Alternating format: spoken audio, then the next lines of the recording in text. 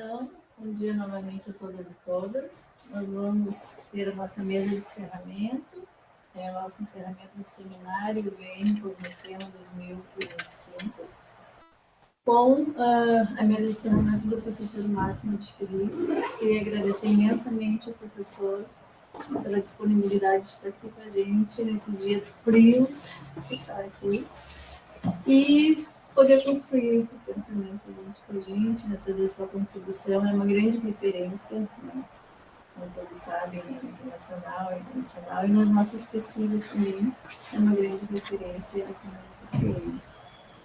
E vou fazer uma breve apresentação do professor, depois ele complementa, né? Então, o professor Máximo de Felícia, professor da USP, é fundador e coordenador do Centro de Pesquisa Internacional ATOCOS, né, da USP, sobre ecologias, né, e meios digitais. É fundador do Centro de Pesquisa Internacional de Teoria Social e pela Sustentabilidade.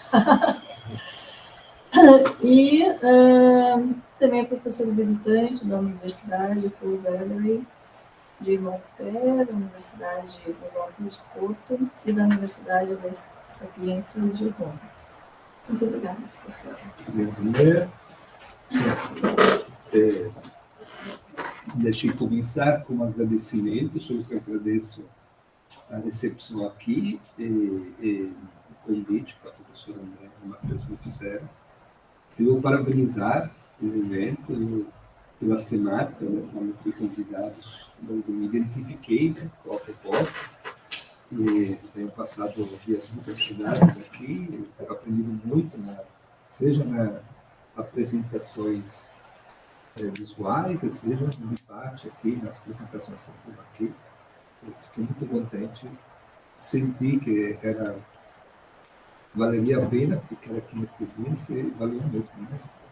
Eu oportunidade de conhecer também o Ricardo, foi interessante, eu me senti muito bem. Eu me sinto bem à vontade de poder debater com vocês algumas coisas que eu venho pesquisando, né? O resultado do debate também no centro de pesquisa, as coisas que estão me fazendo refletir, obviamente, da minha ponto de vista, da minha maneira. Não tem uma pretensão de ser algo definitivo ou algo que, aliás, deve ser debatido, criticado, porque é assim que fazemos conhecimento, né? Debatendo como esses eventos fazem e nos dá um alento, assim, nos dá um certo conforto, né? Porque muitas vezes as nossas universidades deixaram de ser esse lugar de debate, de diálogo.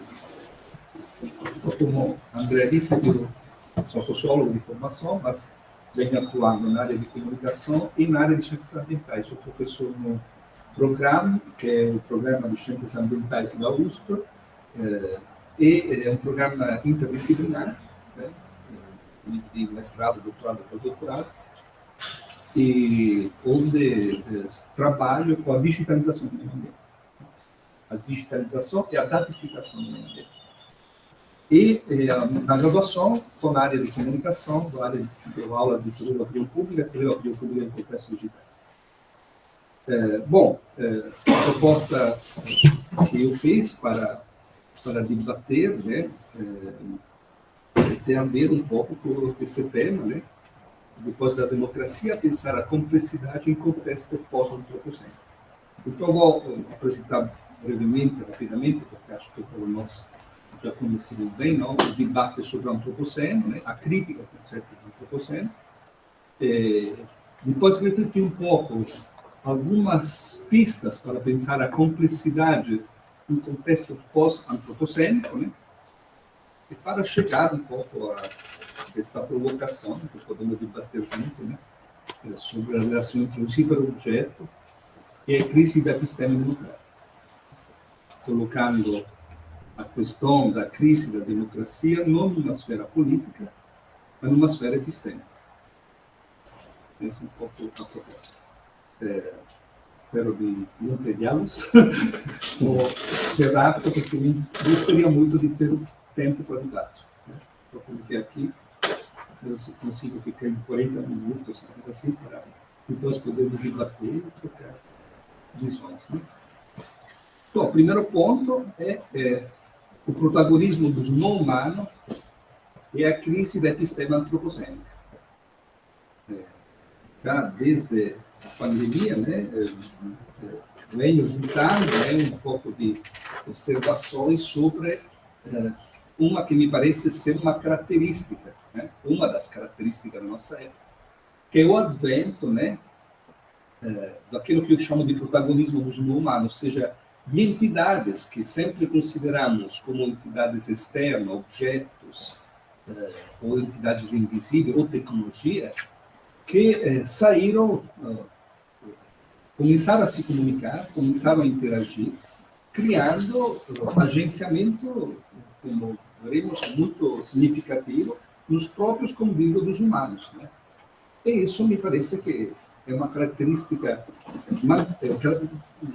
marcante do nosso época. Né? As mudanças climáticas, a pandemia, inovações tecnológicas de última geração, né? São entidades que exprimem esse novo tipo de protagonismo dos humanos, capazes de produzir agendamento à sociedade dos humanos, indiferentemente da nossa vontade. Eu, no livro Cidadania Digital, divido diversos atores, né, novos atores, que eu chamo de novos cidadãos, e entre eles, os três mais significativos, mais impactantes, né, o vírus, na recente pandemia, o clima, as mudanças climáticas e as inovações tecnológicas, sobretudo as redes de última geração, as redes neuronais, machine learning, deep learning, todas as formas de tecnologia, os large language models, né, que nos aparecem como entidade com quais dialogamos, e capazes de produzir conteúdo, obviamente, que vai a não somente modificar o nosso raciocínio, mas que já modificou a nossa arquitetura de inteligência. Porque nós hoje passamos a produzir inteligência conectado a redes de Big Data, conectados a redes neuronais. E como já aconteceu com a tipografia, ou para outras tecnologias, isso é sempre um processo metamórfico. É um processo que vai além do uso e da distinção. Então, brevemente, o vírus, né, uma entidade invisível ao olho nu, que, além de ter impactado negativamente com muitas mortes, mas modificou por inteiro, né, na recente pandemia Covid-19, a vida social do mundo inteiro. Parou a economia. Foi mais forte de qualquer exército, de qualquer multinacional. Modificou os governos, a atuação da democracia dos governos, que tiveram que abdicar seu poder decisional na mão de equipe de cientistas que, por sua vez, olharam a disseminação do vírus através do Big Data.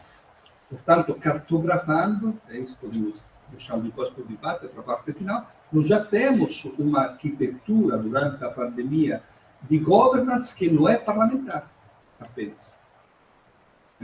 Então, nessa perspectiva, o vírus é, com certeza, um grande ator social, mas que não está em nenhum manual de sociologia, de ciências políticas, de administração.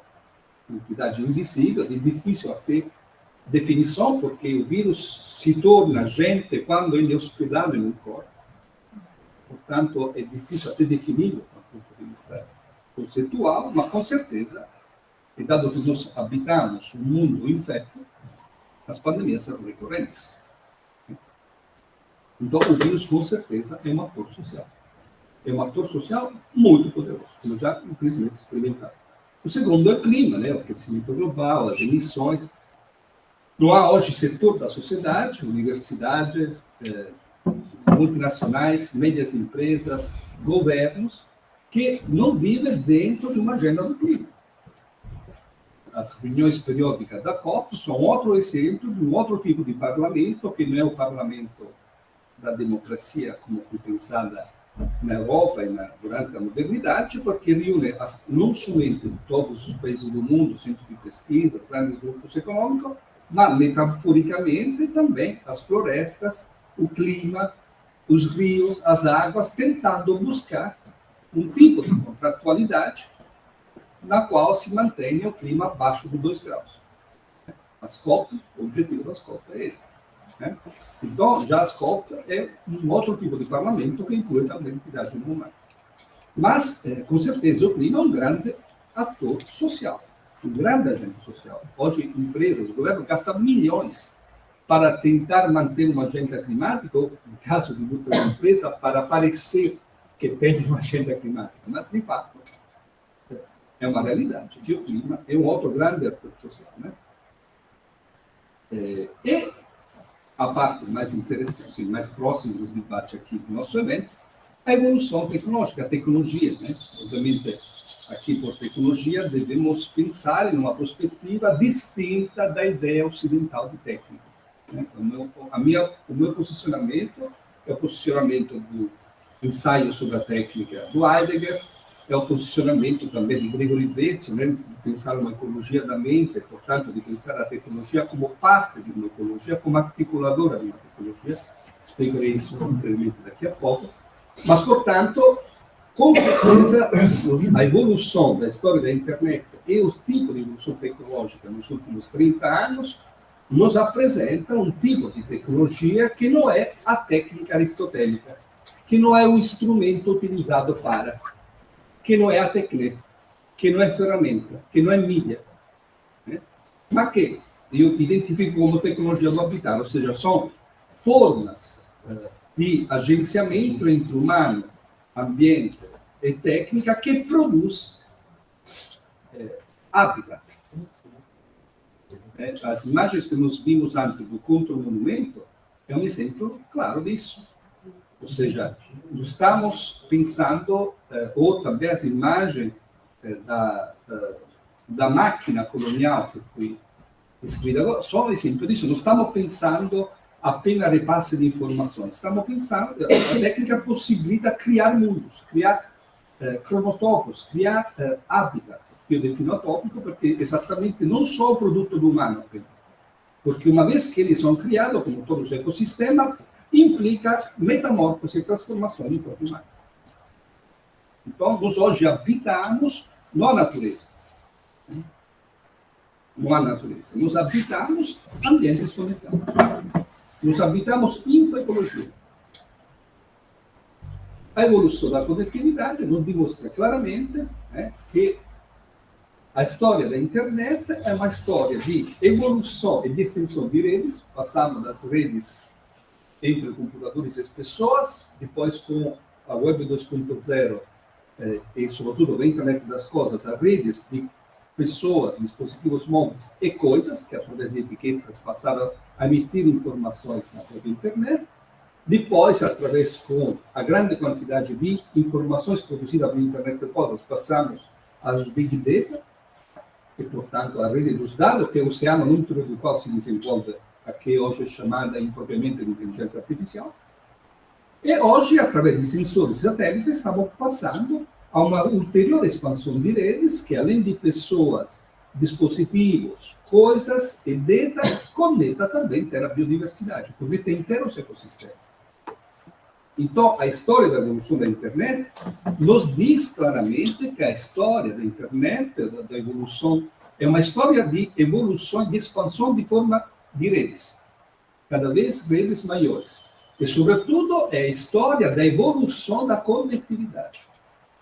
Nós hoje estamos conectados ao clima, estamos conectados às florestas, estamos conectados aos rios, muito mais que 30 anos atrás. Todo o debate sobre o clima que as comunidades científicas, governo, as Nações Unidas estão fazendo é resultado de dados que provêm de sensores, de antenas, de satélites, que nos dá a possibilidade do monitoramento da nossa pegada e, portanto, da nossa relação com o clima. A natureza deixou de ser a invenção dos gregos, a physis, ou seja, uma paisagem externa, algo que estava lá e deveria ser preservado. Timothy Morton tem um texto lindíssimo no livro Ecology Without Nature, no qual diz que o pensamento ocidental fez com a natureza a mesma coisa que o patriarcado fez com a mulher.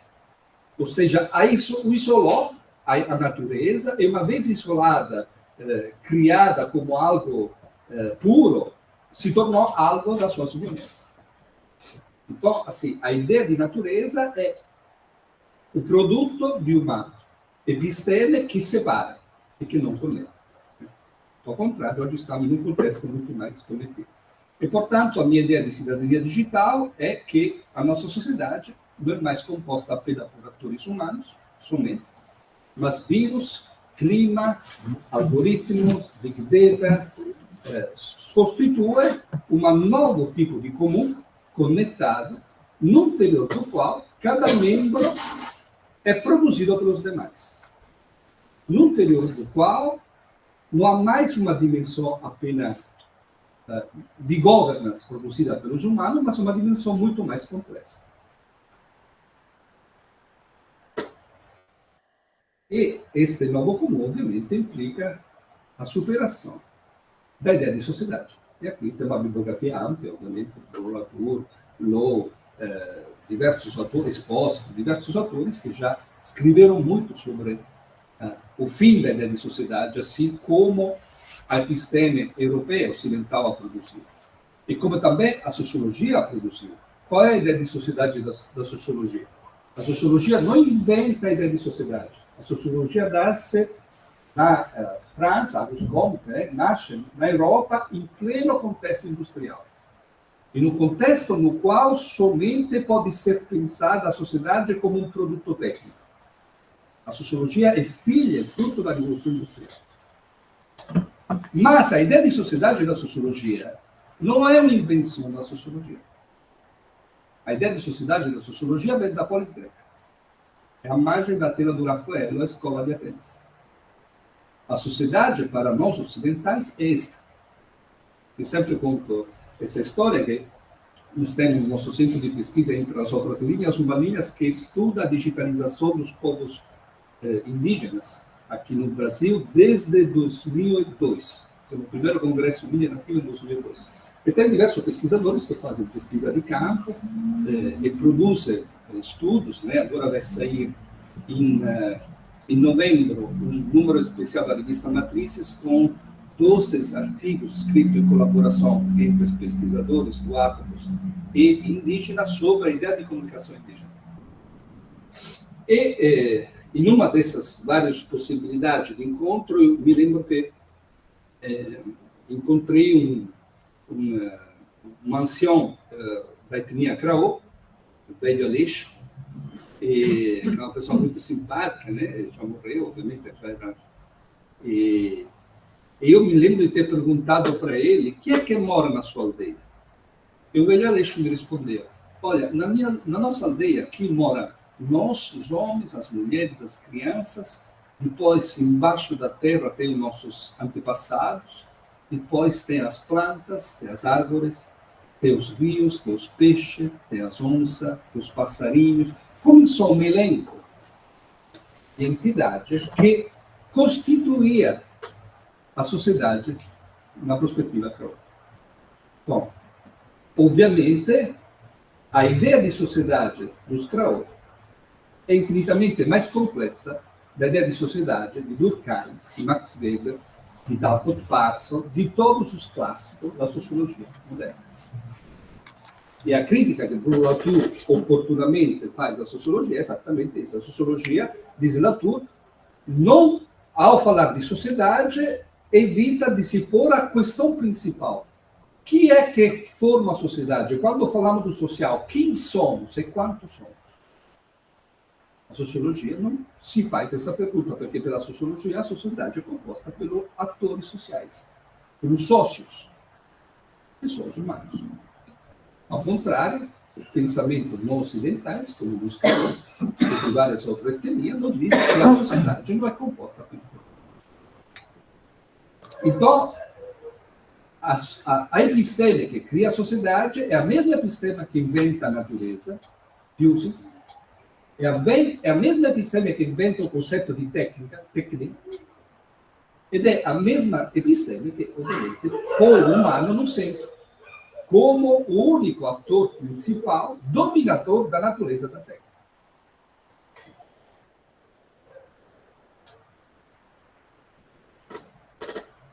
A ideia, o conceito de antropoceno, como você sabe, foi desenvolvido por Crutzen e Stomer, que em um evento, em um congresso da Job Espero nos anos 2000, propuseram o começo de uma nova era geológica. Né? Segundo esses autores, né, em um congresso internacional de geologia, nós estaríamos centrados em uma nova era geológica. A era geológica, como você sabe, só era muito longa, porque as transformações a níveis minerários acontecem com muita lentidão. Mas essa nova era seria uma era na qual a espécie humana teria começado a ser agente também a nível geológico, e não apenas a nível de superfície. Né? Considerando os impactos sempre maiores e crescentes das atividades humanas sobre a Terra e sobre a atmosfera, nos parece mais do que apropriado enfatizar o papel central da humanidade na geologia e na ecologia, propondo o uso do termo antropoceno para a atual era geológica. Né? Não somente as perfurações, mas pensamos também os tipos de resíduos que deixamos no subsolo. Se existirão ainda espécies humanas daqui a 3, 4 gerações, cavando, eles vão encontrar barras de urânio, né, radioativas, vão encontrar plástico, ou seja, produções feitas pelo sistema industrial que foram criadas pelos humanos, que vão se tornar constituidoras da esfera geológica. São elementos geológicos produzidos pelos humanos. Aqui é tudo um debate sobre o começo do antropoceno, mas há um certo consenso em dizer que o antropoceno começa com a Revolução Industrial. Lovelock diz, em modo particular, que o antropoceno começa através de duas grandes descobertas.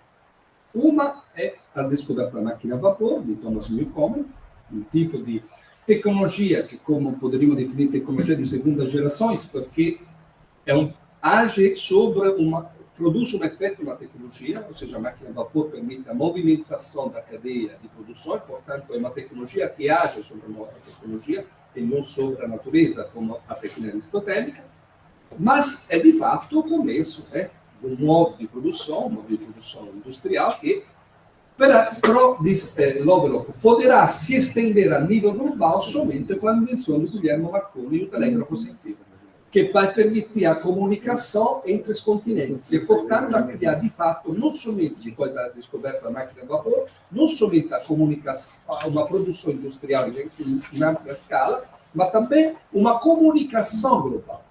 E isso vai gerar o processo produtivo, que é um dos responsáveis principais das emissões, né, de CO2 e do processo de impacto de mudanças climáticas que estamos vivendo. Um terzo elemento che Lovelock non destaca, ma che l'obiettivo è abbastanza evidente, che è ovviamente l'incremento demografico. Nel 1900 le specie umane tinham 1,5 bilhão de pessoas. Hoje estamos a 8,5 bilhões e chegaremos a 9 bilhões em breve. Isso, ovviamente, tem um impacto, significa produção de alimentos, significa impacto, emissões, etc.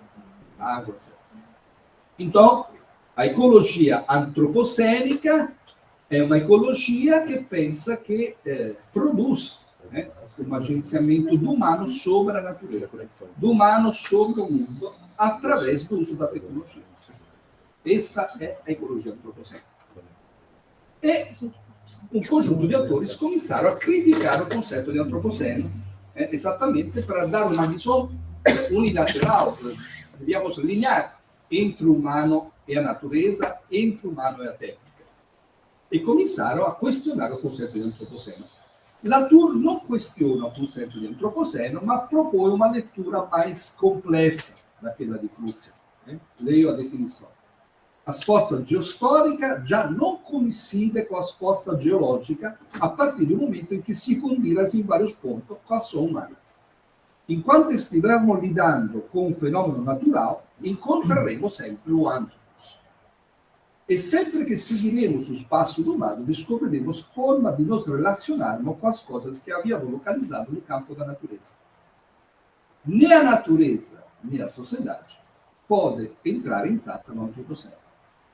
O Latour já questiona a natureza, a sociedade, e, portanto, esta visão separatista que a cultura ocidental produz, que a visão ocidental produz.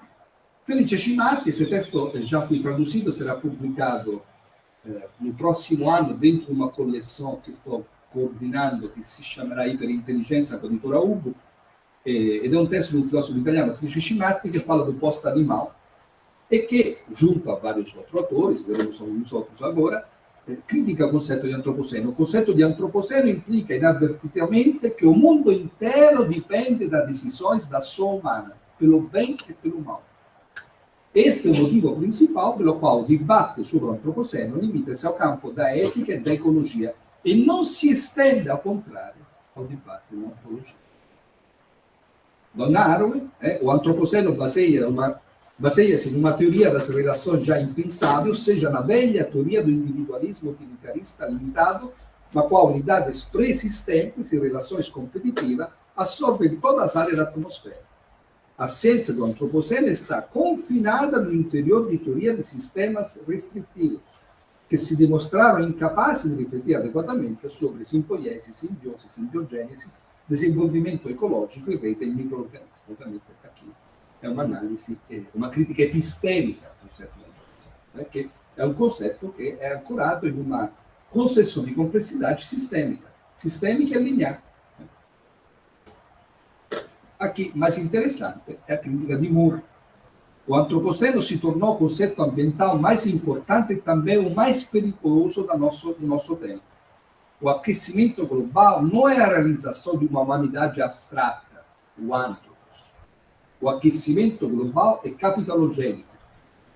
O antropoceno geológico, um conceito formal útil para a comunidade científica, foi eclipsado pelo popular antropoceno. O antropoceno é apenas o mais recente de uma longa série de conceitos ambientais cuja função é negar a violência multiespécie e a desigualdade do capitalismo e afirmar que os problemas criados pelo capital são de responsabilidade de todos os seres humanos. Ele propõe o conceito de capitaloceno, que é um conceito ancorado em uma concepção marxista, na qual o humano não é o único sujeito ator da história. Você lembra, a formação econômica em Marx é baseada nas relações de trabalho, no nível tecnológico de uma determinada época e no tipo de matérias-primas que aquele modelo de sociedade histórico vai produzir. Então, não é apenas humano, não é apenas as relações de trabalho e os conflitos de classe que gera uma formação econômica, mas também o nível tecnológico. Então, a tecnologia em Marx é um agente. E também o nível minerário. Ou seja, as energias, como aquela sociedade produz a sua própria energia. Flávio Costa, Argentina, produz este livro interessante sobre, e define, ao contrário do capitaloceno ou do antropoceno, a ideia, o conceito de tecnoceno. O tecnoceno é a época na qual o sistema técnico automatizado e digital se tornou agente histórico e geopolítico, redefinindo as condições materiais, cognitivas e afetivas na vida do planeta. Joana Boehner fala, ao contrário, do conceito de ecoceno. O ecoceno representa uma era pós-antropocênica, baseada em relações ecológicas e regenerativas entre o humano e o resto do mundo vivo. Em 4 de março de 2024, a subcomissão Quaternary Stratigraphy, a comissão de cientistas especializados na reconstrução da história da Terra, com 12 votos contra 6, rejeitou a proposta que decretava o fim do Holoceno e o começo da nova era geológica denominada Antropoceno. Até, dal punto di vista scientifico, a comunità scientifica internazionale diz que estava ainda no Holoceno. Bom, vamos agora na segunda parte, que é como pensar, então, um tipo de complexidade pós-antropoceno. Obviamente, já dei alguns exemplos, ecoceno, enfim, tentativas de repensar uma complexidade que dê conta de uma perspectiva não apenas humanocêntrica. Vamos ver algumas pistas para pensar este outro tipo. E quais são as características desse novo tipo de complexidade, que não é uma complexidade sistêmica, ou seja, uma complexidade baseada na teoria do sistema clássico de Barthelin ou de vários outros autores, segundo o qual existe uma totalidade delimitada, divididas em partes que são comunicantes interagentes entre si.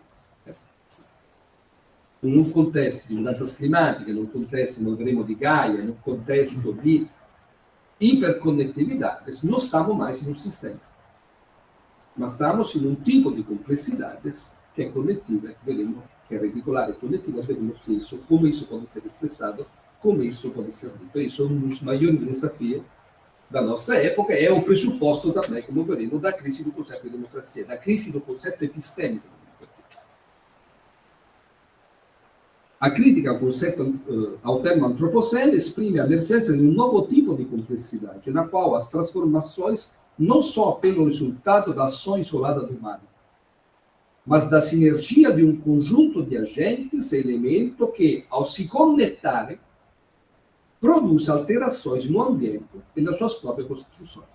Bom, o primeiro ponto de partida, que é o resultado desse debate de crítica ao antropoceno, é que não podemos pensar que, no contexto pandêmico, no contexto de mudanças climáticas, no contexto de hiperinteligências, de relações, de conexões entre nossos neurônios e os big data, não podemos pensar que o sujeito humano é o único sujeito que age sobre o mundo, ou o sujeito que controla e que domina o mundo. Laura Tripaldi também, esse texto é o segundo da coleção Interinteligência, está sendo produzido, é um texto muito interessante. Laura Tripaldi é uma química, mas que tem trabalhado bastante sobre a dimensão também da complexidade. O sistema de rede complexo não é reduzível a seus componentes singulares. Sua estrutura é essencialmente relacional. Assim, cada elemento que o compõe determina o comportamento de todos os outros elementos que constituem o sistema. Isto é uma análise da complexidade dos elementos químicos. Essa estrutura relacional é determinante na capacidade de um sistema material de responder aos estímulos ambientais. Um outro momento importante é o próprio desenvolvimento do conceito de ecossistema nas ciências biológicas. Tassi foi o inventor do termo, mas é uma forma, uma ideia de complexidade que é exatamente uma complexidade na qual elementos orgânico e inorgânico se fundem e produzem algo. E aqui é a grande ideia dos ecossistemas. Os ecossistemas não analisam apenas as dimensões dos organismos vivos, animais ou vegetais, mas se pensa o ecossistema como composto também por elementos inorgânicos, minerais, que não somente produz o ecossistema, mas que habitam os próprios organismos vivos, compõem os próprios organismos vivos, assim como os organismos vivos, ao se decompor, vão produzir a esfera mineral. Então, estamos com uma ideia de complexidade transorgânica. Citação do Tassi. Embora os organismos reivindiquem nossa atenção principal, quando analisamos em profundidades, não podemos separá-lo do seu ambiente espacial, com o qual forma um ambiente físico. Nosso preconceito humano nos leva a considerar os organismos vivos, os animais, as plantas, como a parte mais importante desse sistema. Mas, certamente, os fatores inorgânicos fazem parte deles. Não haveria sistema sem esses últimos. Existe uma troca intensa e constante, não apenas entre os organismos, mas entre orgânico e inorgânico. Eu uso essa citação para definir as plataformas digitais. Nós estamos desenvolvendo várias publicações, estamos com 2 grandes projetos de análise de plataformas ecossistêmicas. A ideia de plataforma é exatamente a criação de um habitat composto por elementos orgânicos e inorgânicos. E, portanto, a produção de ecossistemas. E isso, brevemente, talvez podemos falar isso no debate, mas sem querer me aprofundar, isso impõe uma outra ideia de comunicação, que é um outro dos grandes desafios que eu estou produzindo, esta ideia de pensar não mais um contexto comunicativo pós-midiático, não midiático, nem tecnológico, que eu defino com o conceito de tecnologia do habitat. Vai ser agora em novembro, nesta revista que eu falei na crise, um artigo meu sobre tecnologia do habitat, que exprime a ideia desse conceito, que já está em parte presente em paisagens post-urbanas com a ideia de forma comunicativa do habitat. que são as tecnologias do habitat? São tecnologias que produzem habitat. Não transferem informações apenas do humano para o humano, como a teoria das mídias, né? Canais, emissores, receptores, que por canais trocam as informações entre um emissor humano e receptores humanos. E num contexto ecossistêmico, não temos apenas humanos. E num contexto de internet das coisas, e num contexto de Big Data, nós temos conexões de intero ecossistema. E, portanto, não podemos reduzir a comunicação, como a ciência moderna da comunicação fez, apenas troca de informações entre humanos. A ideia que eu proponho é a ideia de tecnologia do habitat. O que é uma tecnologia do habitat? É uma tecnologia que produz um novo paradigma ecossistêmico e que, ao conectar, através dessa tecnologia humana e meio ambiente, produz um novo hábito. O telescópio de Galileu, a ponte do Heidegger, as próprias plataformas, e assim por diante. Tem vários exemplos que mostram como essas tecnologias produziram uma alteração do ecossistema e criaram um outro ecossistema. O sistema informativo geográfico, né, são exatamente um exemplo de tecnologia do habitat. Produz uma possibilidade de habitar uma paisagem que não é apenas a paisagem material, que continua existendo, mas através da digitalização e da transformação em dados da própria paisagem, dos elementos da própria paisagem, produz várias camadas, no interior das quais nós podemos habitar através de interface de dispositivo de conectividade a esses dados.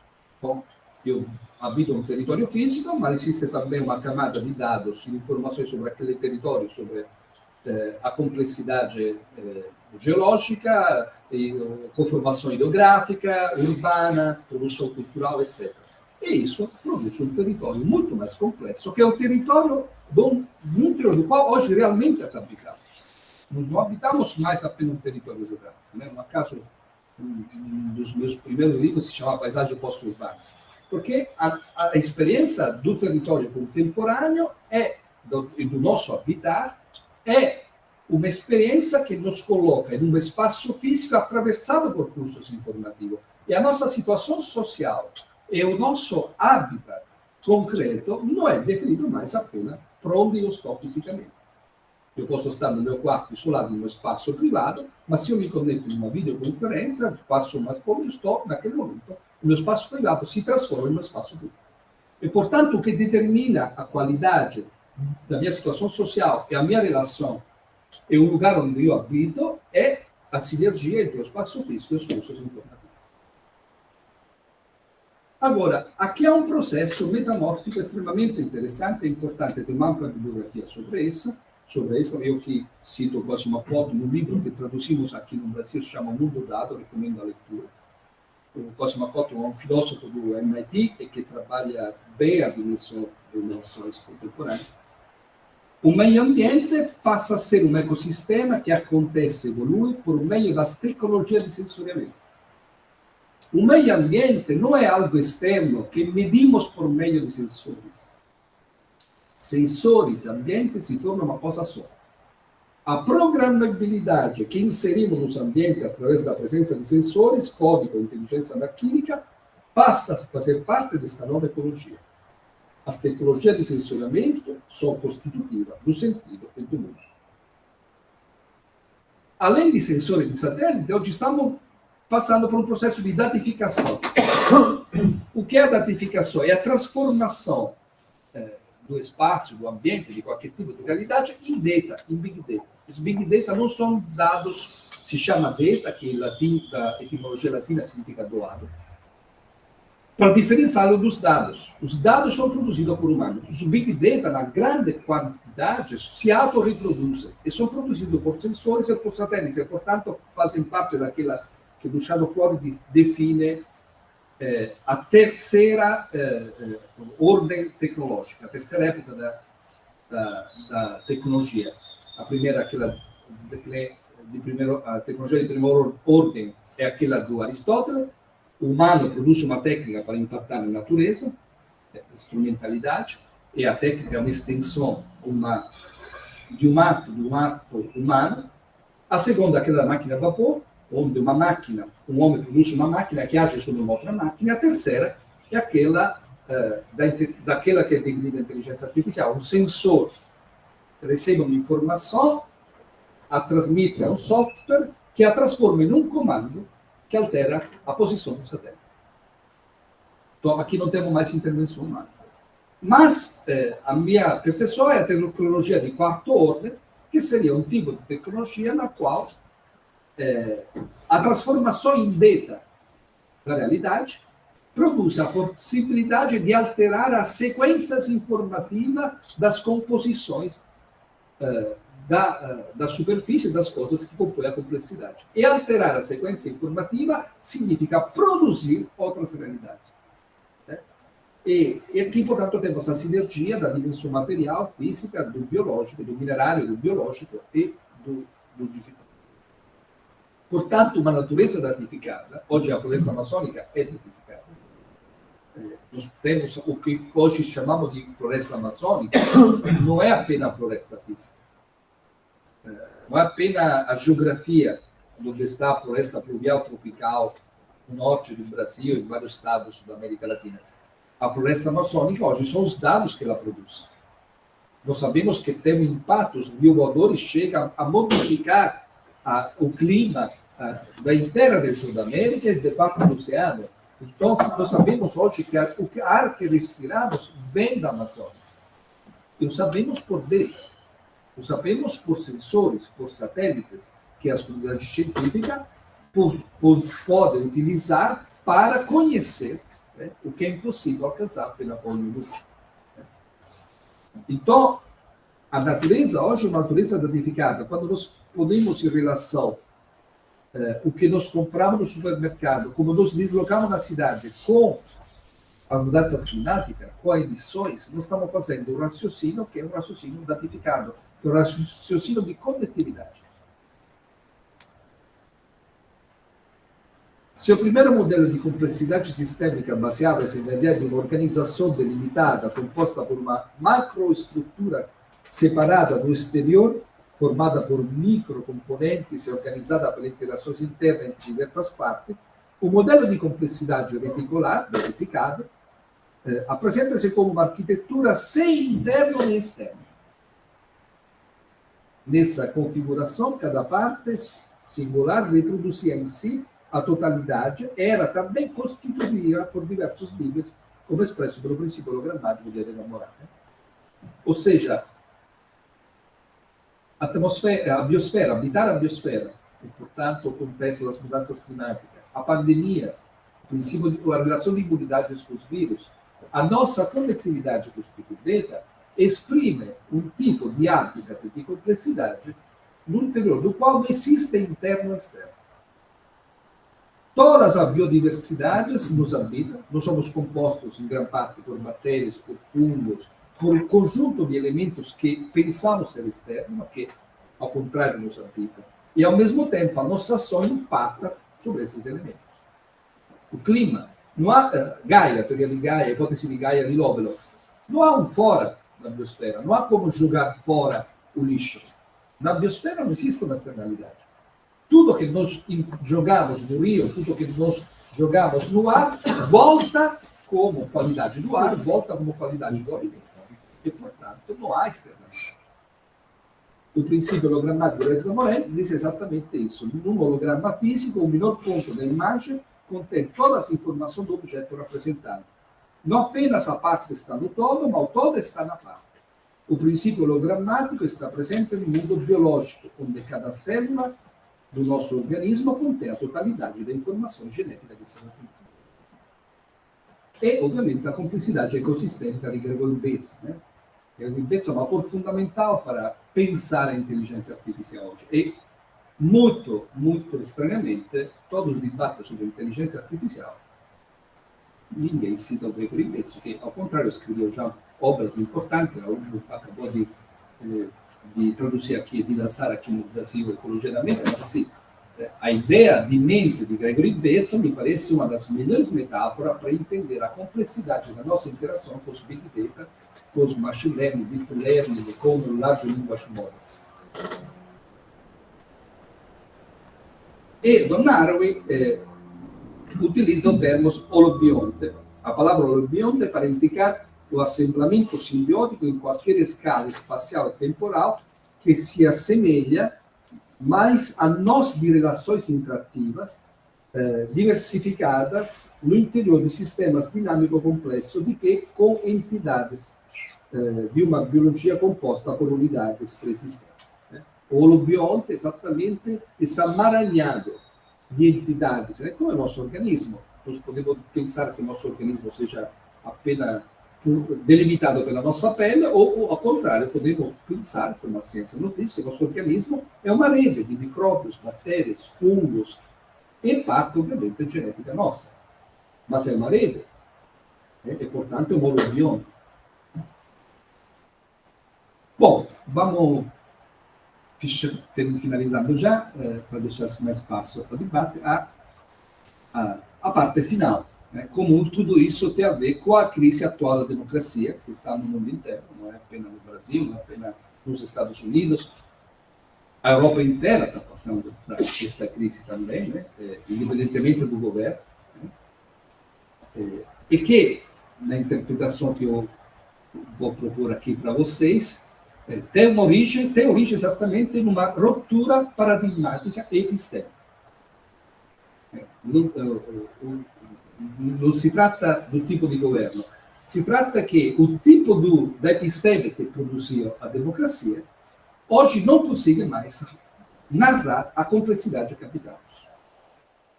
E, portanto, é necessário repensar, ou começar a pensar nova forma de que Don Haraway chama de alianças entre entidades diferentes e num mundo não mais habitado apenas por humano e, portanto, em sociedade ou em coletivos ou em comum, não mais composto apenas por sócios, por atores sociais humanos. Bom, esse processo, obviamente, começa com a própria crítica do conceito de história, que começa com a descoberta do Wegener das histórias do nosso planeta.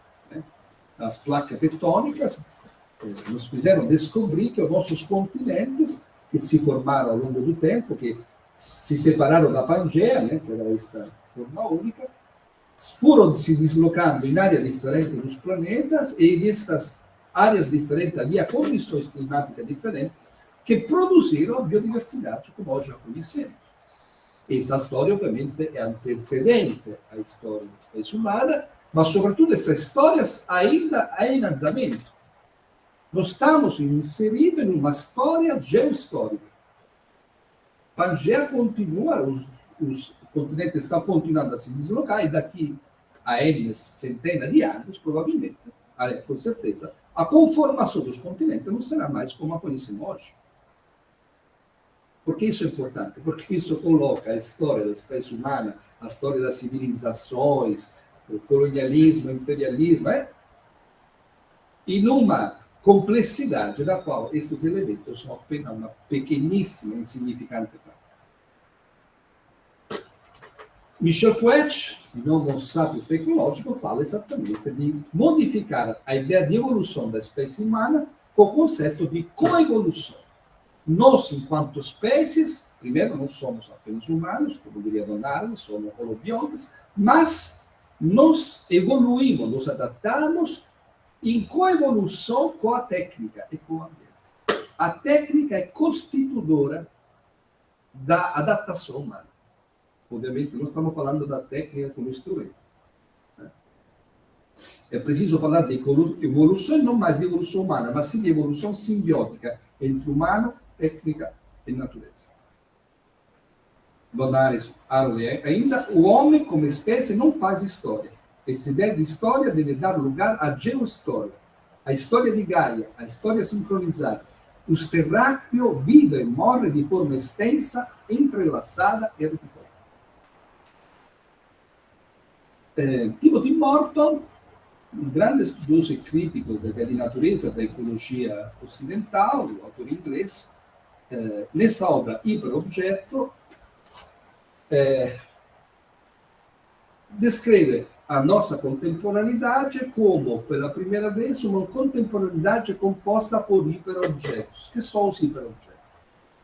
Os hiperobjetos são o termo hiper tem quase um papel de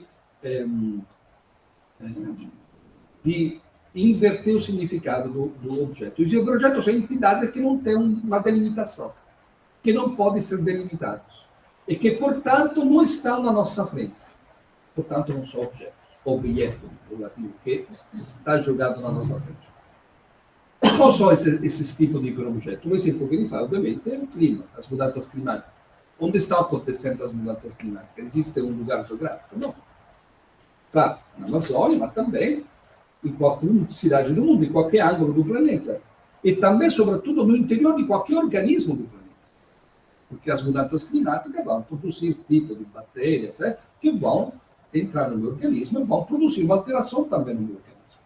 Outro exemplo que ele faz de hiperobjeto são as barras de urânio e os materiais radioativos, que continuam sendo radioativos por 500, 600 anos.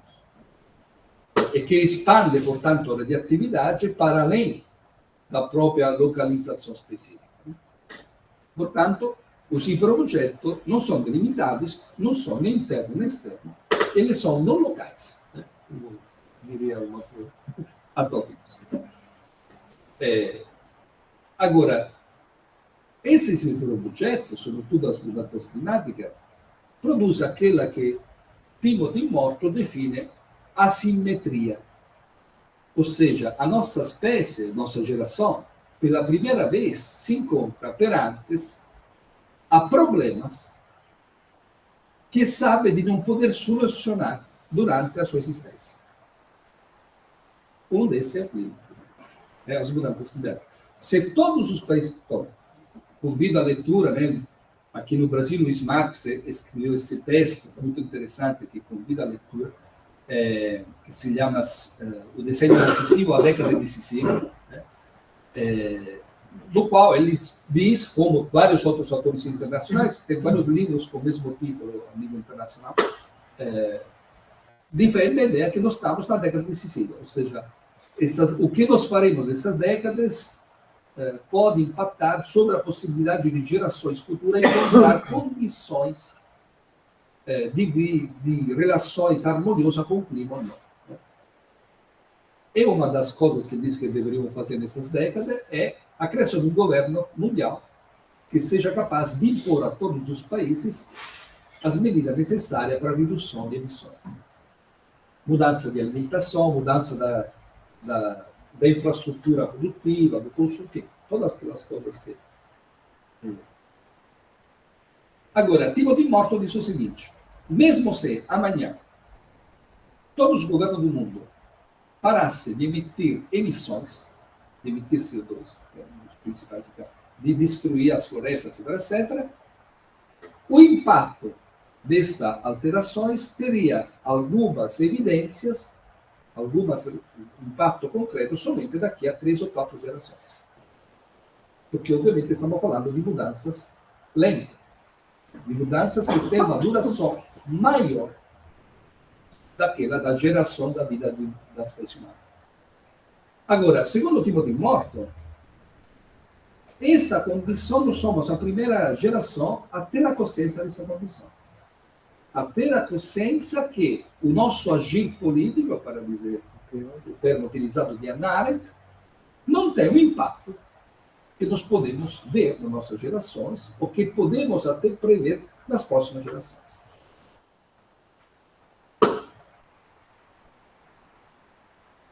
E isso, obviamente, cria uma percepção de limite da ação humana.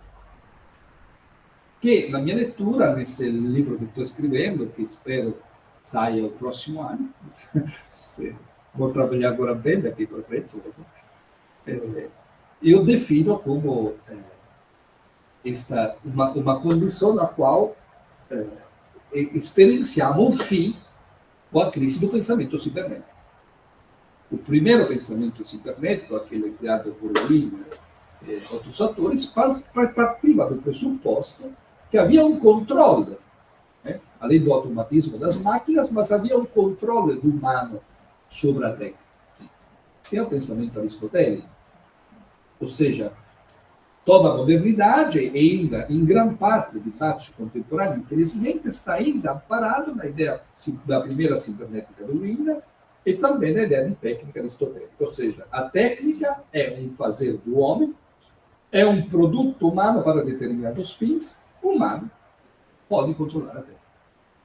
No ensaio sobre a técnica, Heidegger, escrito nos anos 50, depois da bomba atômica, Heidegger escreve um ensaio sobre a técnica em resposta à tecnologia da bomba atômica e diz que a técnica que produz a bomba atômica é a técnica que pensa que a técnica seja um instrumento, que a técnica é um produto humano. E diz Heidegger, toda vez que não queremos dominar a técnica, pensando que ela é algo externo a nós acabamos sendo dominados por eles. Ao contrário, para Heidegger, a técnica é a essência do homem. E nós somos técnicos, nós habitamos tecnicamente. E, portanto, não há como não só não controlar a técnica, mas a técnica, sobretudo todas as técnicas, não apenas aquelas contemporâneas, são articuladores de metamorfose do humano. Nós hoje não somos como os gregos. O nosso aparato sensorial é completamente diferente das gerações anteriores. Isso é fácil para o primeiro. É suficiente vocês falarem dos seus avós e ver como eles têm uma relação com o conteúdo de maneira completamente diferente das gerações atuais, que são multitext, que se comunicam, etc. Então, cada geração produz a si mesma através da técnica. E, portanto, não podemos pensar como a episteme ocidental que separa o homem da técnica da natureza, a técnica como um instrumento apenas. E aqui, obviamente, a própria relação com as línguas modernas, com a tecnologia contemporânea, mostra exatamente esta forma de não controle. Nós não controlamos as línguas modernas, nós não controlamos o Big Data.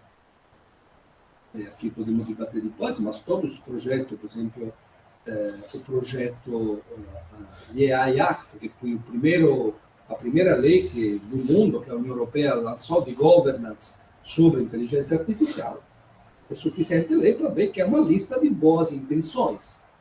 A inteligência artificial não deve servir para aumentar o bem-estar da humanidade, não deve excluir, deve produzir ciência e conhecimento em favor da humanidade, não deve produzir divisões, etc.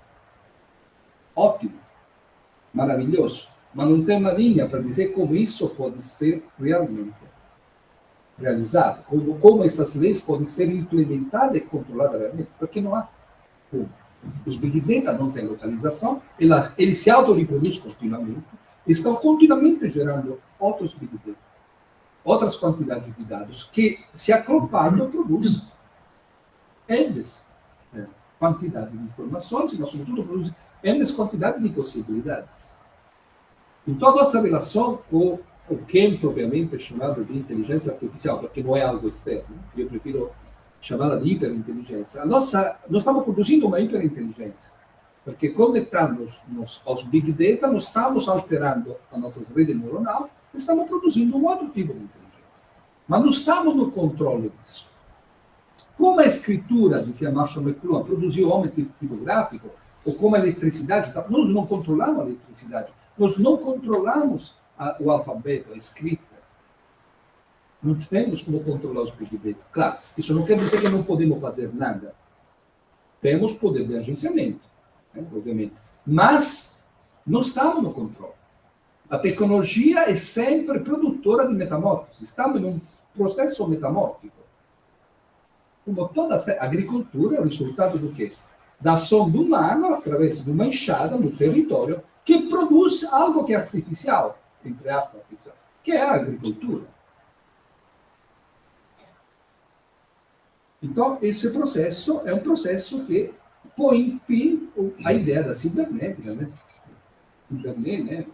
A palavra grega é que nós estamos dirigindo um barco, né? Estamos dirigindo uma técnica que nós produzimos. Nós produzimos uma técnica, mas a técnica nos reproduz. Uma vez criada, nos altera e produz um outro tipo de...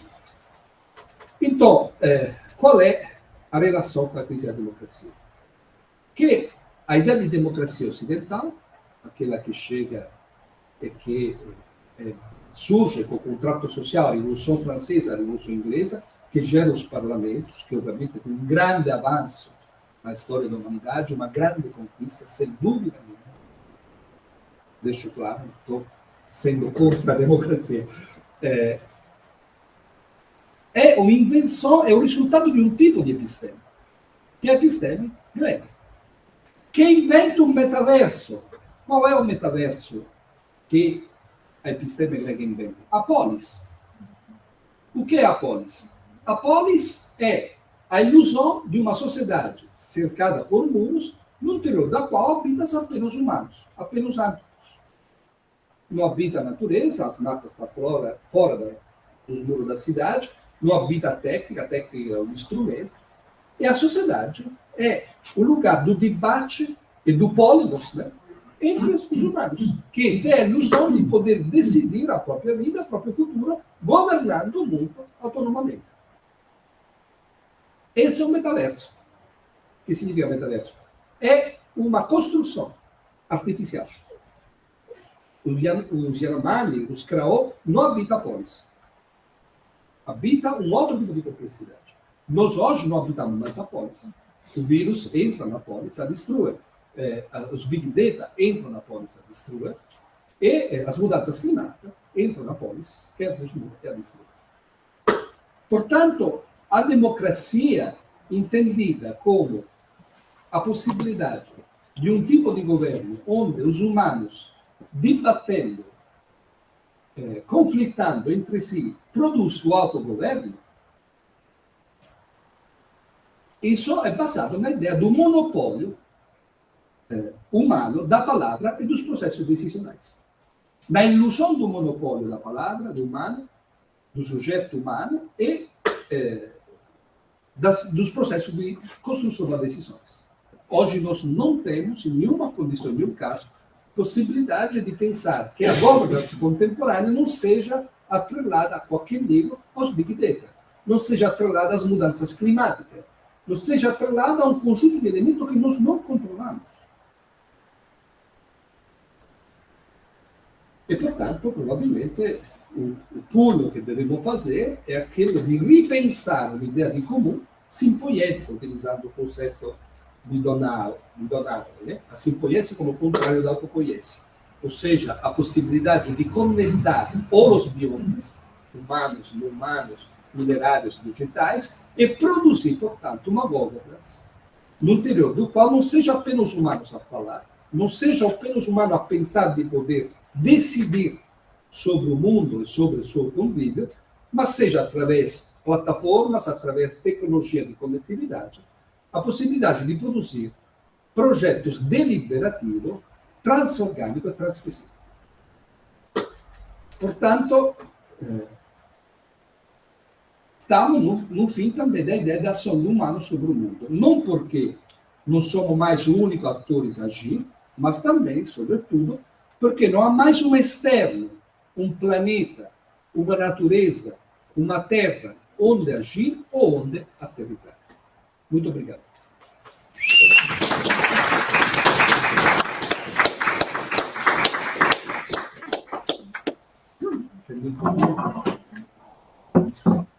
Muito obrigada, professor Máximo, por fazer todas essas questões. Acho que se acha bem no evento, porque, de alguma forma, são questões que a gente vem levantando, né, de formas momentâneas, e eu acho que a sua fala acaba trazendo esse outro panorama. Né? Com certeza, a gente não pode estar falando em natureza, em tecnologia, em cultura, mas em naturezas, tecnologias, culturas. E nessa ampliação dessa conectividade, a gente acaba voltando, não sei se você vê aqui, não, mas aos povos ancestrais, né? Porque o Laimate já falava, né, que a gente está engatinhando do que os povos indígenas vivenciam sobre conectividade. Né? A gente está com alta tecnologia, né, para ter esse nível de conectividade, para ter um mínimo assim, né, de experiência de conectividade que se tem. Mas a gente precisa, com certeza, desconstruir esses modelos, né, de pensamento, né, que eu acho que você traz muito bem, de uma forma muito concreta, né, para a gente estar em outras episteme, né, são outros pensamentos que vão precisar de outras referências, né, do que é o existir, né, o que é a coisa, né, o que é o humano, o que é. Então, realmente desconstruir temas. Né? E de diferentes maneiras, né, durante o evento ou nas exposições, né, os artistas, né, trazendo essas problematizações, né, nas falas, nas experiências, nas práticas, né. A professora, olhando a Cristina também, né, já trouxe isso também de outras maneiras. E a gente conversar, né. Eu tenho uma pergunta, senhor. Tem uma coletânea do Moore, que é o Capitaloceno, se não me engano. E tem um texto da Donna Harry que é Ficar com o Problema, Capitaloceno, acho que é assim. Daí ela cita um geógrafo, se não me engano, o nome dele é Bradley alguma coisa. E ele fala que, naquele contexto de 2009, que eles estavam tendo os primeiros resultados climáticos negativos, enfim, ele fala que a única solução é revoltar-se. E aí, eu sei que o Capitaloceno é uma visão muito como se o humano fosse o foco, enfim, como a gente comentou várias vezes. Isso, mas o Capitaloceno não. Ok. Então, já abre a uma agência no humano. Uhum. E aí minha pergunta seria se, como ele menciona que a solução é revoltar-se, eu estou usando isso como objeto de pesquisa atualmente, e eu queria saber se tem alguma sugestão para estratégicas para lidar com a questão política, por mais que a política se refira mais a comportamentos humanos, que, querendo ou não, afeta diretamente na questão climática. Engra. Podemos fazer um por vez? Ela quer complementar. Quer complementar? Pode falar. Está complementando a pergunta? Ou é outra pergunta? Não, traz um pouquinho. Eu acho que podemos atenção. Não sei, como você prefere. Se você quer falar já, fala. Se não, eu respondo. Eu acho que adicionar um pouco. Acho que uma coisa que fica bastante evidente nessa fala, bem complexa, bem intensa, é o quanto enfim, a crítica da ciência tem feito isso, né? Eu gosto muito de acompanhar das técnicas também, analisar aquilo tudo que não se analisou, aquilo tudo que se escondeu também. E aí eu fiquei, especialmente nos últimos slides aqui, me chamou a atenção, né, que você fala da palavra, ele não é uma coisa absurda, são imagens que a gente tem da democracia, imagens que a gente tem de processos decisórios, como se o que nós tivéssemos de fato fossem só palavras. Na verdade, nós não temos palavras, né? Como eu falei ontem, nós temos armas também. Então, eu fiquei pensando um pouco naquilo tudo que a gente não analisa e que a gente não analisa volta como um problema, né? Como você disse aqui na área, na verdade, aquilo que a gente vê como democracia, ou enfim, processos estatais, decisórios, de instalação de governo, sempre aconteceu a partir também de muita violência. Né? A democracia nunca foi apenas um debate, digamos, pacífico, assim, consumido pacífico. Então, assim, que bom que a gente pode ter espaço, né, para analisar isso tudo que parece que não podemos analisar, né? Inclusive sobre os processos políticos, né? Porque hoje a gente já fala da Argentina, né, dessa aliança entre, né, os sistemas de informação que chegam junto com o sistema de opressão, né, de dominação territorial. Então, a política, a decisão política, na verdade, ela se instala nesse paradoxo, né? Então, a democracia nunca é limpa no sentido. Né? E aí, só para citar programas não analisados, que eu acho que é uma coisa que a Dana vai falar também, né? Quando a gente volta para Marx, por exemplo, Marx como um paradigma, né, de uma instalação de um pensamento analítico. Eu queria fazer um adendo, e talvez isso vai escapar, mas eu acho que é algo que também é um elemento não analisado. É o trabalho do cuidado, o trabalho que é feminizado, como a gente diz. Né? Então, hoje em dia, as teóricas feministas estão mostrando como Marx nunca pontuou o trabalho do cuidado e da reprodução como sendo um trabalho ou uma força, né, que também adicionou como um bem de produção na produção. Então, assim, será que naqueles 3 itens a gente pode colocar um 4º item, né? Claro. Que é o trabalho feminizado, que nunca é interessado, inclusive as teóricas têm falado muito, mas não trouxe isso. O trabalho da reprodução é invisibilizado, a reprodução da vida, nesse sentido se alinha muito com as teorias que você está dizendo, que a reprodução da vida e a ecologia são essas concepções das teorias da complexidade. Então, adicionando um ponto a mais. Então, são outras 4 questões. Então, volta e depois... Obviamente, sempre tem a pretensão de responder, estamos dialogando. Ninguém, assim, eu estou aprendendo o que vocês dizem, acho que é isso que eu quero jamais responder. Então, capítulo 0, a rebelar-se. Isso. Agora, cada um tem as suas libertações a fazer. Isso tem uma esfera individual, que é pessoal, cada um, a segunda da condição, ser mulher, ser afro-brasileiro, ser indígena, cada um tem as suas correntes a quebrar. Né? E também o psicológico, pessoal, cada pessoas. Então, não saberia dizer o que significa rebelar. O que eu apresento, o que eu vejo, é a minha apenas opinião, a minha opinião pessoal, é que, como parafrasando um pouco o Bateson, as tragédias humanas são tragédias epistêmicas. Eu acho que hoje o desafio que nós temos é nos rebelar perante uma episteme que tem uma origem, que tem um lugar, de uma produção étnica, de uma cultura, que é a greca, judaico-cristã, e chega até a modernidade, né? E chega até o socialismo, que também é expressão dessa cultura. O socialismo não é uma produção não ocidental.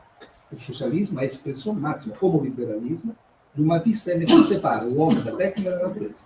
Tanto é que toda a sociedade socialista produzia um impacto ambiental quanto ou maior.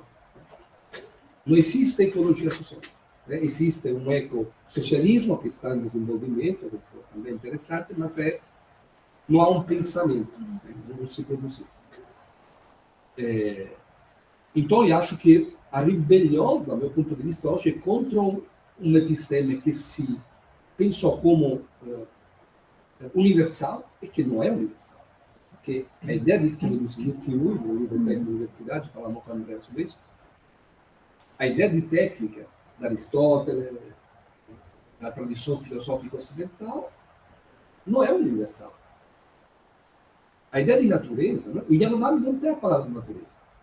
Se você perguntar para o Yanomami, me mostre algo natural, ele não vai te entender.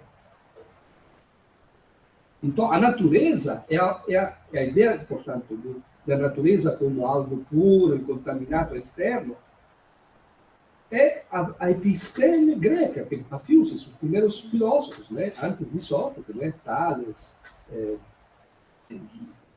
Heráclito, diversos Empédocles, que produziram e começaram a buscar o arquéu, o princípio primeiro, olhando a natureza, que era algo na frente. Daí se produziu a separação entre o humano e a natureza.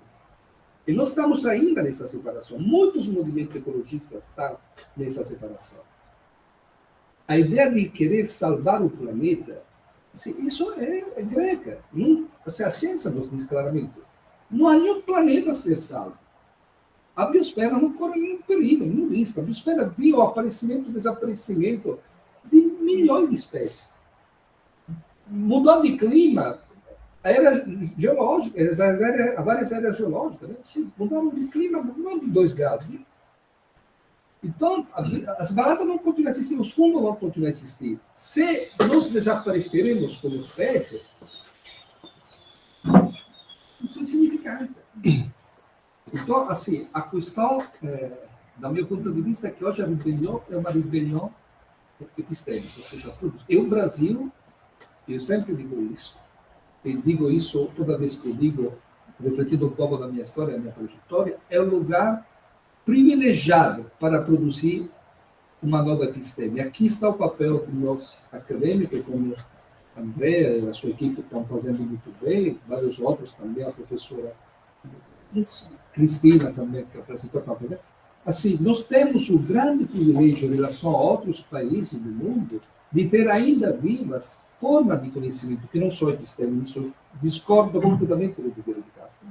Os indígenas não têm metafísica, porque a metafísica não é universal. A metafísica é a forma de ver o mundo de Parmênides e de Platão. Para mim, os indígenas não têm, terá outras formas, que eu chamo isso, outra forma de acesso ao mundo. Não são nem melhores nem piores, mas é outra. Dizer que os indígenas são metafísicos é uma forma de colonialismo. Ou que são socialistas é uma forma de colonialismo. Né? Ou seja, nós temos o privilégio de poder dialogar com culturas ocidentais e de podermos aprender com elas, como estamos tentando fazer, cada um, assim, como eu disse ontem, sem o discurso do cuidado da apropriação, porque não é um discurso de nos aprender para fazer patentes, nos aprender para, junto, produzir algo melhor do que temos hoje. Porque o que temos hoje é o pior dos mundos possíveis. Então, assim, isso é um grande privilégio. Digo isso para mim, em primeiro lugar, e para todos os pesquisadores do Brasil, de ter este sentido, também da cultura afro-brasileira, as culturas de todas as culturas que foram colonizadas, foram matadas pelo processo da episteme ocidental. Assim, aqui é um elemento importante. O colonialismo é um produto maquínico, mas também epistêmico. Os países colonialistas foram colonizados porque levavam a verdade, ou o evangelho, ou a civilização melhor. Então, é a episteme que produz isso. A episteme que separa é a episteme que domina. Então, assim, a tanta rebeliões, todas são sempre muito positivas, porque a ciência e o conhecimento é o produto dessas contínuas rebeliões contra o que se acredita, contra si mesmo. O tipo de conhecimento que o cientista produz é a contínua, é o exercício contínuo de pôr em discussão o que ele conseguiu conhecer. Isso é o que estamos a fazer. Em relação a que a Cristina disse, muitas coisas. Então, por exemplo, eu gosto muito da Dona Haraway, porque a Dona Haraway consegue fazer isso. Ou seja, consegue feminilizar, fazendo uma crítica à episteme ocidental, que é a episteme masculina. Ou seja, diferente, em vários momentos ela foi até em choque com o movimento feminista, né, quando fez o manifesto Cyborg, etc. A diferença de uma oposição feminista que se limita, embora obviamente muito, como podemos dizer, legitimamente, mas se limita apenas a um projeto de equiparação, de defesa de direito, de acesso a poder, a voz, mas não questiona a episteme. Dona Haraway eleva isso a um nível, também, a um nível epistêmico. Ou seja, não se trata de ter uma presidente mulher ou de ter um reitor da Universidade de Brasília. Claro, isso é importante. Ninguém discute isso. Mas trocar, como se diz no Brasil, doce por menos. Ou seja, se trata de pensar uma outra episteme. E, obviamente, todas as vozes silenciadas da história indígena, afro, mulheres e outros tipos de gêneros, são as principais fontes de inspiração, exatamente porque elas contribuíram menos a esse modelo que é masculino que temos. Então, nesse sentido. Sobre a dimensão política, sobre a dimensão da arma, as armas, a dimensão política, produz destruição. Produz morte de humanos e também de biodiversidade. Eu tenho uma visão muito crítica do Homo sapiens. E, obviamente, eu sou Homo sapiens, primeiro de mim, que impacto muito no meio ambiente, que sou uma gente destruidora. Né? E, portanto, não confio que o próprio Sapiens, que criou a destruição, que criou o processo, que pensa que a natureza seja alta, que está lá, que criou o feminicídio, que criou a escravidão, seja capaz de solucionar pelos meios que produziram isso. que é a democracia que é James Lovelock, no último livro que ele escreveu, Nova Seno, ele diz que o antropoceno, a espécie sapiens vai desaparecer, vai se extinguir, e vai surgir uma outra espécie, que ele chama Nova Seno, que é uma espécie híbrida entre humano e tecnologia, e que vai conseguir criar forma de vida menos impactante, mais adaptativa por meio da tecnologia. Me parece, do meu ponto de vista, uma boa resposta. Eu tenho bastante, assim, acho que tudo que, obviamente, nada é autotemplo, né? Tem coisas políticas que é necessário lutar, que é necessário fazer, que é necessário, obviamente, isso impacta na vida de todos nós. Eu não estou dizendo que seja inútil. Mas não acho que seja lá o lugar do conflito. Lá é apenas uma encenação do conflito. Mas o problema é muito mais embaixo, é muito mais complexo, é epistêmico, obviamente também econômico, coletivo, assim, em vários amaranhados.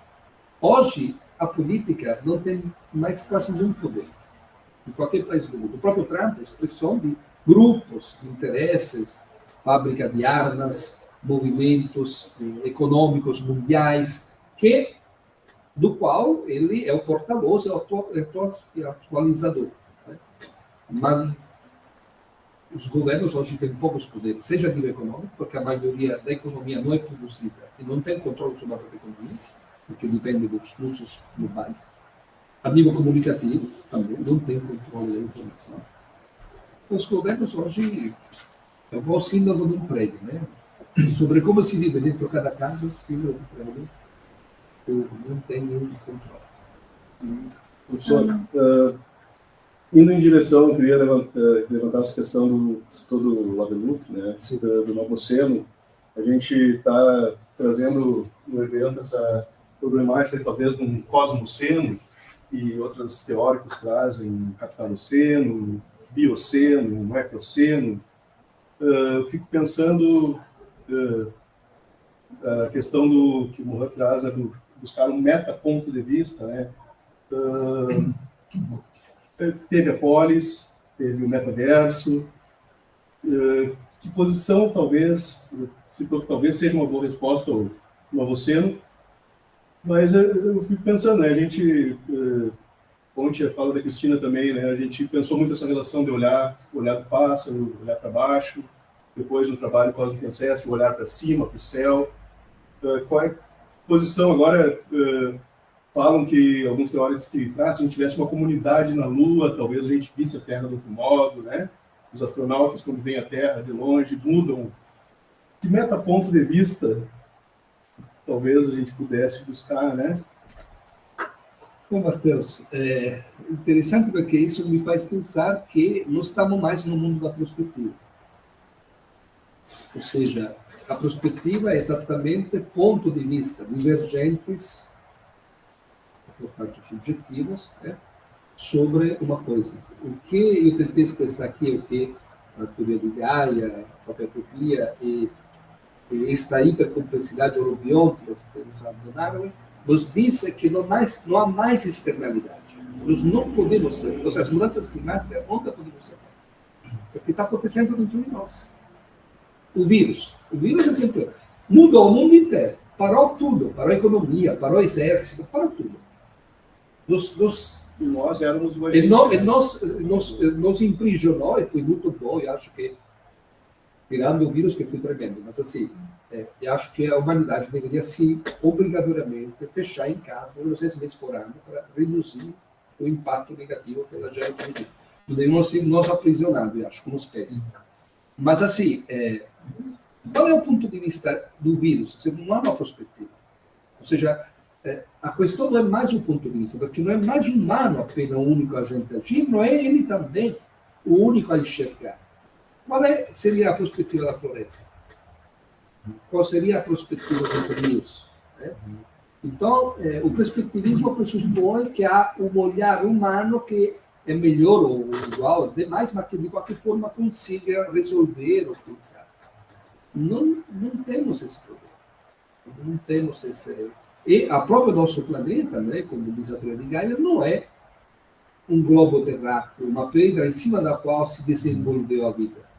Lóbulo comunda completamente do planeta. Diz, nós habitamos a biosfera. Esta imagem aqui, que é um ser vivo, que ele denomina Gaia, um organismo vivo composto, como todos os organismos vivos, por bilhões de outros organismos, esse aqui, que se estende, tem uma extensão de 40 a 60 quilômetros, que vai do subsolo até a atmosfera, que é esta faixa azul útero de qual existe a vida. Nós somos parte de um organismo vivo. Não habitamos um planeta Terra. Não estamos em cima de uma pedra que está dando. Somos parte de um organismo vivo, que, como todos os organismos vivos, tende a nível de equilíbrio, portanto, se atacado por um vírus, no caso, a espécie humana, ele, que faz o nosso organismo quando é atacado por um vírus? Eleva a temperatura, começa a aspirar, o organismo tenta se livrar desse agente.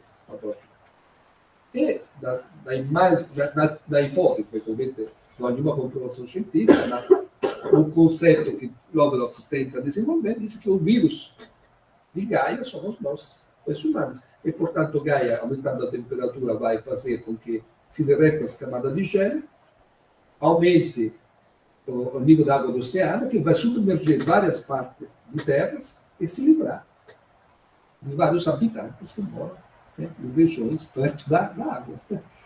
Então, assim, qual é o ponto de vista de Gaia? Ou seja, não temos mais o domínio da perspectiva. Obviamente, não temos uma perspectiva, não é a única. E, sobretudo, não é a mais importante, como nós sempre pensamos, como ocidentais. Que o homem controla e domina a natureza, a técnica, controla tudo, e que somos a espécie mais evoluída. Somos uma das últimas espécies que nasceram, que já está se extinguindo. Se nós olharmos do ponto de vista da adaptação, como disse muito bem Mancuso, né? Somos muito menos, do ponto de vista adaptativo, somos muito menos inteligentes que as plantas. Somos muito menos inteligentes dos fungos, porque não temos essa capacidade adaptativa que eles têm. Como todos os animais, diz Mancuso, que os animais gastam muito energia, todos os animais que têm um cérebro, ou seja, no seu corpo está ubicado um cérebro que manda informações e controla o resto do corpo. Todos esses tipos de inteligências animais gastam muita energia para se manter, né? E, portanto, tem um processo de consumo energético muito alto, um processo antrópico também muito alto. E tende a viver menos e tende a ter mais dificuldade. Por exemplo, no caso de animais, se acaba os tipos de predação que ele come, ele vai se extinguir. Mas também essa episteme que pressupõe um ponto de vista, também pressupõe uma substância, né? Então, também eu vejo que essa busca dessa nova episteme, né, essas problematizações, tem muito forte no pós-modernismo, né? Então, Deleuze, todo Simondon, né, todo com essa perspectiva, e as feministas, né, desse devir, estão sempre nos transformando, não existe a substância, não existe uma substância, né, tudo se dá nessa relação, né, é nessas relações que a existência se dá. Mas me parece que é tão radical essa episteme que a gente está provocando agora, né? Que ela é muito mais radical do que essa dos anos 60. Me parece muito mais radical do que o pós-modernismo está trazendo, né? Eu acho que ela vai numa radicalidade justamente da substância, né? Então, não existe a substância, né? Essa conectividade passa a nível substancial. Sim. Tem outro tipo de, por exemplo, típico é a carne cultivada, né? Provavelmente é chamada carne sintética, que é a possibilidade, através da engenharia do tecido, de retirar células do corpo de um gado, de um boi, colocada em vidros e em bioreatores, que se mantém em condições climáticas, alimentada, que vão produzir, se multiplicar, e depois colocadas através de fios biológicos e sequências misturadas com alguma substância vegetal, e impressa em 3D como bife e como hambúrguer. Portanto, assim, eu brinco com meus alunos quando eu explico a carne cultivada, aí eu digo, pense bem, a carne cultivada é natural ou é artificial? Aí ele se divide aqui de é natural e artificial. Aí ele tem essa briga, ele vai lá, e depois no final eu falo, a carne cultivada não pode ser expressa com a categoria natural e artificial. Porque a categoria natural e artificial nos impõe uma ideia que exista algo natural, que é autoprocessado, e algo artificial, que é processado por humano. A carne cultivada mostra que isso não existe, é outra coisa. Exatamente como a agricultura, que não é nem natural nem artificial. Nós comemos tomate, não porque passamos por uma planta de tomate, porque alguém cavou artificialmente, colocou a semente, produziu grande quantidade e passou a vender. Então, nosso tomate biológico é o resultado de um processo que, entre aspas, então, essa dimensão hoje é uma dimensão de ruptura com as próprias palavras que o Ocidente produziu. Por isso, hoje se fala de maneira diferente também da própria crise da palavra.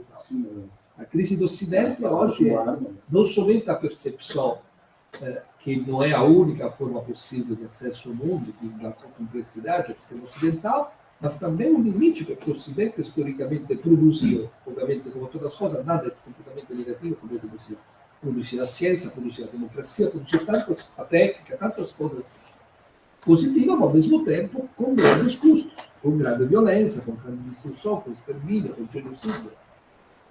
E hoje nós temos um momento histórico, que deveria ser um momento histórico de libertação, e, portanto, ampliamente celebrado. Mas, ao contrário, estamos ainda presos em mesquinidades de conflito de poder ou de crítica superficial, quando deveríamos estar construindo uma nova episteme. Nós somos chamados a fazer com que as próximas gerações produzam uma nova episteme. Nós devemos encorajar esse processo. Não devemos politizar o nosso alunos, doutriná-los, ou ser parte de uma disputa, que me passe o termo, como diziam os gregos, uma bratocomaquia, a guerra das rãs com os ratos. Isso não produz nada, além de um governo. E quem é o governo? Além de ser uma forma de controle, quem é o governo? Nós devemos, nós mesmos, em primeiro lugar, educar, ou para repassar, educar é uma palavra, repassar ou incentivar a criação de outras epistemes, a buscar a construção de outro mundo. Como fez Galileu não mudou um governo, Galileu criou um outro universo através do telescópio, através da tecnologia. Nós hoje somos chamados, o nosso papel generacional é de passar de uma episteme para eles outras, não para uma outra, para eles outras. Uma tecnodiversidade, né? Exato, uma tecnodiversidade do que ou como eles tocaram, também uma outra visão. Nesse sentido, professor, eu acho que vem a questão da utopia e a importância, né, dessa relação que não temos um lugar puro, né? Estamos atravessados objetivo, material. Nesse sentido da importância de pensarmos nas não dicotomias, né? De sermos transorgânicos ou meta-orgânicos, ou eu acho que ou a própria questão que o Mohan traz, é meta ponto de vista, não é um ponto de vista. É a gente ser um ponto de vista que se coloca nos outros pontos de vista constantemente, né? E assim como o metaverso não é um lugar fixo, não. Onde é que ele está, né? E das disciplinas, eu já vi algumas falas suas que o problema vem lá da classificação da história, da classificação das disciplinas, né? Que os humanos criaram, né? Essas caixas. Então hoje a gente vive esse momento que a gente tem essa liberdade para mais na poética, nas artes, ele poder contaminar como uma entidade não humana outras áreas e outras entidades e buscando referências aí. E, sobretudo, como você faz bem, nós temos hoje, através do software, a possibilidade de criar mundos. Não de criticar mundos, mas de criar. Nós temos um grande poder hoje, com Big Data, com inteligência artificial, com tecnologia, de poder criar mundos. Experiências, né? Porque eu vejo, assim como as obras do Planetário, a gente entra e a gente vai para uma música, a gente fecha os olhos, a gente não está mais aqui, a gente vai para outra para outro momento, para outro... Bom, eu acho que poderíamos continuar conversando, né? Ou não vai, ainda outros dias, Para sempre. mas já vai 10 para 1, né? E temos sessões no planetário a tarde inteira. E aí as bactérias, né, os nossos estômagos já estão pedindo alguma coisa. Eu agradeço a presença de todos e todas, né, que estiveram aqui. Alguns já tenham mais tempo, outros praticamente, mas enfim, é sempre nessa perspectiva da gente pensar juntos, da gente se contaminar, né, da gente abrir esses contornos que nos isolam tanto a nível de corpo quanto de crença, de pensamento, de afetos, né, e nos contaminarmos essa ideia do evento. Então, agradeço a todos. Obrigado, a presença de todos. Agradeço muitíssimo ao Matheus. Que não está aqui. Ao Matheus, que quem não participou, né, desse processo, mas quem participou sabe que o Matheus que abraçou essa ideia desse evento, ampliando ele ao máximo, de seminário, Eu próprio tive acesso aos livros do professor Máximo em 2013, né, o Paisagens Pós-Urbanas, que eu vinha problematizando essa questão do orgânico, e ele trouxe, quando eu descobri no livro que ele trabalhava muito a questão do transorgânico, encaixou assim tudo, né, que o Guto trabalha com hiperorgânico, lá o Guto Nobre, que é do Nano. Então é isso, em 2013 faz 12 anos que eu conheci o trabalho dele e agora está aqui presencialmente com a gente, é um prazer. E a influência que as pessoas têm, né, na nossa pesquisa, que todo mundo tem, as pessoas que a gente convive, né, isso é muito importante, eu acho. Obrigado pela presença. E estaremos de tarde no planetário. Poderíamos atrasar um pouco para poder almoçar, mas não sei quanto vamos cobrar isso. Mas tem sessões às 1h30, às 2h30, depois das 3 às 6. Apareçam lá. Obrigado, pessoal. Quem quiser falar aqui?